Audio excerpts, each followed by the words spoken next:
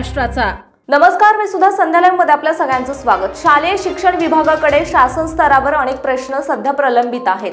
शिक्षक संघटना, महाराष्ट्र राज्य मुख्याध्यापक महामंडळ, शिक्षक आमदार यांनी अनेक वेळा प्रश्न सोडवण्यासाठी शासनाला प्रत्यक्ष भेटून तसेच चर्चा करून अनेक प्रश्न मांडलेले आहेत, परंतु या धोरणात्मक प्रश्नावर अद्याप निर्णय झालेला नाही। शिक्षण क्षेत्रातील या धोरणात्मक प्रश्नांना वाचा फोडण्यासाठी महाराष्ट्र राज्य माध्यमिक आणि उच्च माध्यमिक शाळा मुख्याध्यापक संघ, संस्था चालक संघटना, विविध शिक्षक संघटना, शिक्षकेतर संघटना अशा महाराष्ट्रातील शिक्षण क्षेत्रातील संघटनांना एकत्र करून 11 जुलै 2025 रोजी महाराष्ट्रभर एक दिवसीय संप पुकारलेला आहे। सदर दिवशी शाळा आणि कॉलेज बंद ठेवून प्रत्येक जिल्ह्यात जिल्हाधिकारी कार्यालयावर मोर्चा काढून शासनाला निवेदन दिले जाणार आहे। दिनांक 15 मार्च 2024 चा संच मान्यता संदर्भातील शासन निर्णय रद्द करून मागील 28 ऑगस्ट 2015 च्या शासन निर्णयाप्रमाणे कार्यवाही व्हावी। राज्यातील शिक्षकेतर कर्मचारी पदभरतीबाबत दिनांक 28 मे 2025 रोजी शिक्षण संचालक यांनी काढलेले पत्र रद्द करून पदभरतीस मान्यता देण्यात यावेत। शिक्षक भरती पोर्टलद्वारे वर्षातून 2दा करावी। दिनांक 1 नोव्हेंबर 2005 पूर्वी नियुक्त शिक्षक शिक्षकेतर कर्मचाऱ्यांना जुनी पेन्शन योजना लागू करावी। दिनांक 14 ऑक्टोबर 2024 च्या शासन निर्णयानुसार घोषित केल्याप्रमाणे टप्पा वाढ त्वरित देण्यात यावी।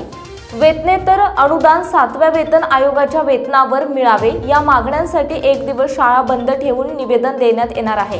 राज्यातील सर्व शिक्षकांनी तसेच शिक्षक संघटनांनी या संपात सहभागी होण्याचे आवाहन महाराष्ट्र राज्य माध्यमिक आणि उच्च माध्यमिक शाळा मुख्याध्यापक महामंडळाचे राज्य अध्यक्ष तानाजी माने तसेच राज्य सचिव नंदकुमार सागर यांनी केले आहे। मी प्रसाद गायकवाड, अध्यक्ष पुणे जिल्हा माध्यमिक उच्च माध्यमिक शाळा मुख्याध्यापक संघ, महाराष्ट्र राज्य माध्यमिक उच्च माध्यमिक शाळा मुख्याध्यापक संघ महामंडळ मुंबईने शालेय समस्या संदर्भात 11 जुलै 2025 रोजी संपाची हाक दिलेली आहे। या संपामध्ये पुणे जिल्हा माध्यमिक संघ व अनेक संघटना मिळून 11 तारखेला महामोर्चाचं आयोजन करण्यात आलं असून हा मोर्चा महामंडळाच्या आदेशानुसार आम्ही करणार आहोत। माझ्यासोबत आहेत महाराष्ट्र राज्य मुख्याध्यापक महामंडळाचे सचिव आदरणीय नंदकुमार सागर सर। मी सागर सरांना विनंती करतो की सर आपण या मागण्यासंदर्भामध्ये आपले विचार व्यक्त करावेत। नमस्कार, महाराष्ट्र राज्य मुख्याध्यापक उच्च माध्यमिक शाळा मुख्याध्यापक संघ महामंडळाच्या वतीने आपण 11 जुलै 2025 ला संपूर्ण महाराष्ट्रभर जिल्हाधिकारी कार्यालय आणि आयुक्त कार्यालयाच्या ठिकाणी महामोर्चाचं आयोजन करण्यात आलेले। संपूर्ण महाराष्ट्रातील सर्व संघटना, संस्थापक संघटना असेल, TDF असेल, माध्यमिक शिक्षक संघटना असेल, शिक्षकेतर संघटना असेल, त्याचप्रमाणे अनेक ज्या विविध संघटना, क्रीडा संघटना, कला संघटना, शिक्षक भारती, शिक्षक परिषद, अनेक सर्व संघटना शिक्षण क्षेत्रात काम करणाऱ्या या त्यात सहभागी झालेल्या आहेत। त्याचं कारणही तसंच आहे। याच्या अगोदर आम्ही माननीय मुख्यमंत्री महोदय साहेब, माननीय उपमुख्यमंत्री महोदय साहेब आणि माननीय शिक्षण मंत्री महोदय साहेब यांना अनेक वेळा निवेदनं दिलेले आहेत।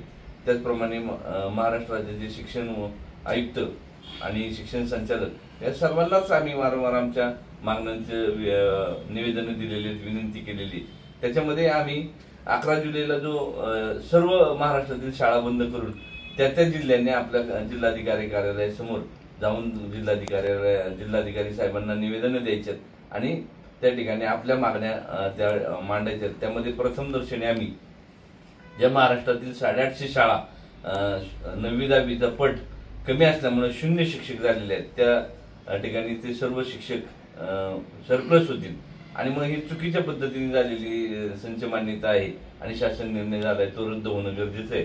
तो दिनांक 15 मार्च 2024 चा संच मान्यता संदर्भातील शासन निर्णय रद्द करून मागील 28 ऑगस्ट 2015 चा शासन निर्णय त्या ठिकाणी कायमस्वरूपी कार्यवाही त्याची व्हावी या दृष्टिकोनातून आमची मागणी आहे। राज्यातील शिक्षकेतर कर्मचारी पदभरतीसाठी दिनांक 28 मे 2025 रोजी माननीय शिक्षण संचालक यांनी जे पत्र काढले ते सुद्धा मागे घ्यावे, रद्द करावे याबाबतचा आम्ही त्या ठिकाणी विनंती केली आणि त्या पदभरती व्हावी या दृष्टीने मागणी करत आहोत। तसेच शिक्षक भरती पोर्टलद्वारे वर्षातून 2दा व्हावी आणि पूर्ण क्षमतेने व्हावे। सेवानिवृत्त झालेले शिक्षकांच्या जागी लगेच शिक्षक मिळावेत ही नम्र विनंतीसाठी आम्ही मागणी केलेली। त्याचप्रमाणे 1 नोव्हेंबर 2000 पूर्वी जे नियुक्त शिक्षक आहेत साधारणतः 26 ते 26.5 हजार शिक्षक शिक्षकेतर बांधव आमचे त्या जुन्या पेन्शन योजनेमध्ये लाभदायक असताना सुद्धा त्यांना वगळण्यात आलेले, बाजूला ठेवलेले, तो निर्णय त्वरित व्हावा आणि त्यांना जुनी पेन्शन योजना लागू करावी याबाबत आमची मागणी.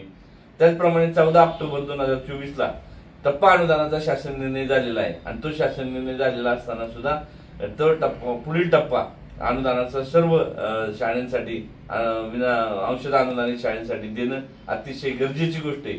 2000 पासून ह्या शाळा तशाच प्रलंबित आहेत, म्हणून ती मागणी आम्ही प्रभावी मागत आहोत. आणि वेतनितर अनुदान 2005 नव्हे तर 5व्या वेतन आयोगावर त्यांनी दिलेलं आहे, पण ते 2008 नंतर अनेक शाळा अनुदानावर 100% झाले, त्यांना 1 रुपये वेतनितर अनुदान मिळत नाही. आणि 7व्या वेतन आयोगाच्या नुसार असणाऱ्या स्टाफच्या वेतनावर जे 4%, 5% वेतन मिळते ते तरी पूर्ण क्षमतेने द्यावं, कारण माध्यमिक शाळांना कुठल्याही स्वरूपामध्ये शाळा चालवण्यासाठी निधी उपलब्ध होत नाही. या सगळ्या मागण्यांसाठी आम्ही हा धडक मोर्चा संपूर्ण महाराष्ट्रामध्ये करण्याचं आमचे महामंडळाचे अध्यक्ष तानाजी माने सर, सर्व उपाध्यक्ष, सर्व राज्याचे पदाधिकारी आणि सर्व जिल्ह्यांचे अध्यक्ष सचिव यांच्या माध्यमातून, सर्व पदाधिकाऱ्यांच्या माध्यमातून हा जाहीर केलेला आहे. त्या संपाला सर्वांनी प्रतिसाद द्यावा. सर्व बाधित शाळा असतील किंवा सर्व अनुदानित शाळा असतील, ह्या मागण्या आपल्या आज आपण सुपात आहोत, उद्या जात्यात जाऊन आपण बरडून जाऊ, संपून जाऊ, अशा स्वरूपाचा घाट शासनाने घातलेला असेल तर आपल्याला न्याय मागण्यासाठी, आपल्या न्याय हक्कासाठी आपण रस्त्यावरची लढाई लढू आणि शासनाला न्याय मागण्यासाठी विनंती करू की आमच्या मुलांना शिक्षण दिलं पाहिजे. महाराष्ट्रामध्ये मराठी माध्यमाच्या शाळा टिकणं अतिशय गरजेची गोष्ट आहे आणि इथून पुढे आपण त्या पद्धतीने पुढे जाऊन हे बहुजन समाजाचा विद्यार्थी शिकला पाहिजे या दृष्टिकोनातून आम्ही सगळेजण प्रयत्न करत आहोत. आणि तो एक दिवस जरी आम्ही संप करत असलो तर एक दिवस रविवारचा पुढे 13 तारीख सगळ्यांनी आम्ही त्या दिवशी शाळा घेण्याबद्दलचं सुद्धा आवाहन केलेले, त्यामुळे विद्यार्थ्यांचं कुठलेही शैक्षणिक नुकसान होणार नाही.